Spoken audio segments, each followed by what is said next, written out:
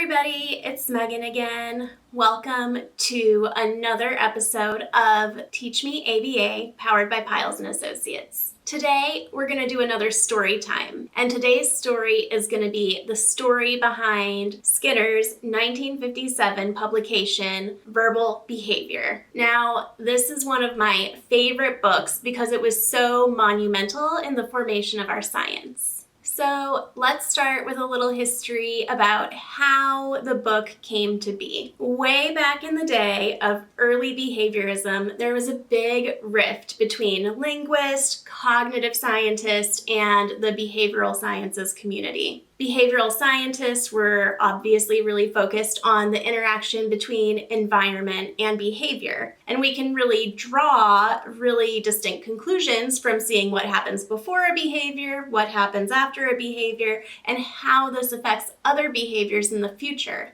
Linguists and cognitive scientists critiqued this as being sort of shallow. So they said, oh, there's so much more going on. We can't explain human behavior by just these ABC contingencies. And so there was this scholarly academic debate happening one day, and somebody asked Skinner, well, if the environment controls my behavior, then why can I say that there is not a black scorpion falling from the table? Really, think about it. It's interesting. If the environment is controlling our behavior, then how can we talk about things that aren't there, right? In the years since, we've shown that all sorts of things can evoke behavior. The passage of time can function as an SD, but these discoveries hadn't been made when this question was asked. And so Skinner knew that this would be possible to still be controlled by the environment. He was really sure of the ABC contingencies, history of reinforcement.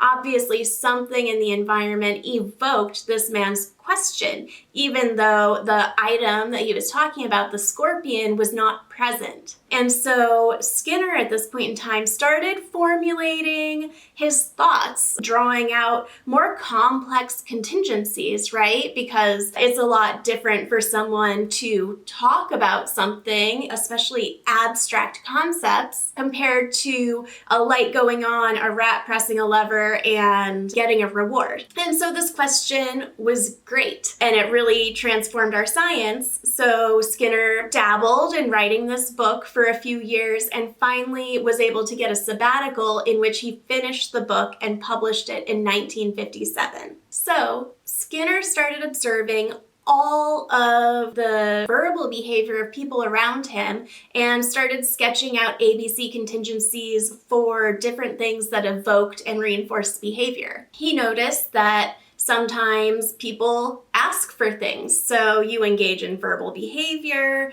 and then you get that thing that you want, and you're more likely to ask in the future, right? So this is a man. He also noted that the antecedent was deprivation or satiation. Nowadays, the science has progressed, and we know that there are more motivating operations than just deprivation or satiation, but it was a really great starting point. So sometimes people speak because they want something, and that behavior is reinforced by the specific item. But what about more complex forms of communication? What makes people speak back and forth to each other? And so then he drew out that ABC contingency. Somebody speaks, you say something back, but what reinforces that? So he coined the term generalized conditioned social reinforcement. So just the social interaction with other people is what reinforces that. And so aside from the man, most of the verbal operants are reinforced by this generalized conditioned social reinforcement. We tact things in our environment, draw someone's attention to it, or even say, hi, that's a tact. And what happens afterwards? Somebody acknowledges what we've said. And so that's how the verbal repertoire builds. And so there are all of these different antecedents, and the consequence is generally just, it's nice to continue interacting with somebody. And so he wrote this wonderful book about it. He got into rule-governed behavior. So a lot of linguists had critiqued, well, behaviorists don't believe in thoughts. They aren't focusing on behaviors that we can't see. But in verbal behavior, B.F. Skinner recognized that yes, there are behaviors going on that we can't see. And we call these covert behaviors. And so while we may not be able to measure them being a person who's not the individual engaging in covert behavior, those behaviors do still exist and may have some sort of impact on the environment. But he also noted that these covert behaviors don't just come out of nowhere. Those are controlled by the environment too.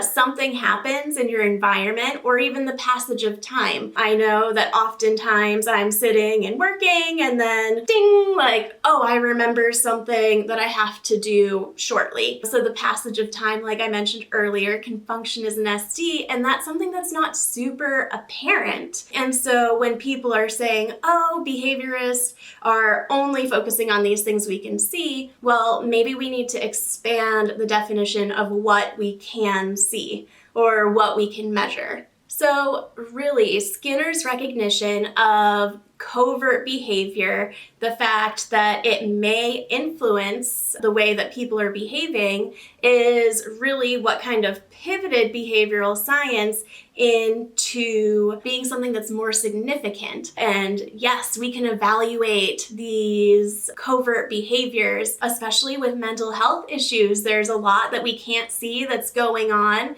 It is triggered from the outside environment, which is helpful because we can say, okay, we're seeing these peripheral behaviors and this happens in the environment beforehand. So while we can't measure the covert behaviors, we can get those peripheral behaviors that also correspond with those covert behaviors. Skinner also discussed rule-governed behavior. And so that's how our verbal behavior can bridge the gap between actually contacting reinforcement. So a lot of critics of behavioral science said, well, we can't always observe a reinforcer happening right after someone's behavior. The kids aren't being told good job for getting in line, but yet they still do it every time they're asked.